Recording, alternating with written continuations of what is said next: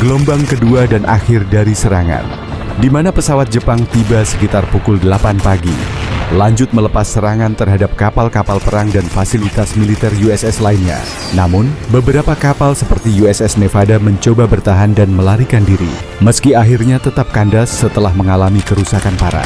Meskipun Jepang berhasil menghancurkan 8 kapal perang besar dan lebih dari 300 pesawat lainnya, hanya fasilitas vital depot bahan bakar dan galangan kapal yang berhasil dihadang. Dengan kegagalan penyerangan di tempat inilah yang memungkinkan Amerika untuk pulih lebih cepat dari kehancuran.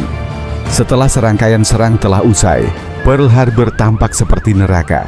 Bangkai kapal terbakar, asap tebal membubung ke langit, dan suara korban terdengar di mana-mana. Total korban mencapai 2.430 jiwa, termasuk warga sipil, dan lebih dari 1.000 lainnya terluka. Namun tragedi ini justru menjadi awal puncak ambisi kebangkitan semangat dan emosionaler bagi Amerika. Seusainya kejadian, Presiden Franklin D. Roosevelt berpidato serius di depan Kongres. Ia menetapkan 7 Desember 1941 sebagai tanggal yang akan hidup dalam keburukan, di mana hari yang akan mereka kenang sebagai aib. Emosi global di hadapan Kongres pun memuncak, segera menyetujui deklarasi perang terhadap Jepang, selanjutnya sebagai deklarasi balas dendam. Ada hal yang menarik yang menjadi perhatian di balik tragedi tersebut.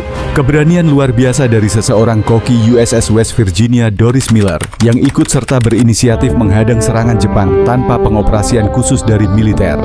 Tragedi Pearl Harbor adalah peristiwa yang menggemparkan dunia. Dari kehancuran ini, Amerika tidak hanya akan bangkit, tetapi juga membangun kekuatan militer yang akhirnya memimpin kemenangan dalam Perang Dunia II. Saat situasi mulai tenang, serangan dinyatakan berhenti. Monumen USS Arizona berdiri di lokasi tragedi sebagai penghormatan bagi mereka yang gugur.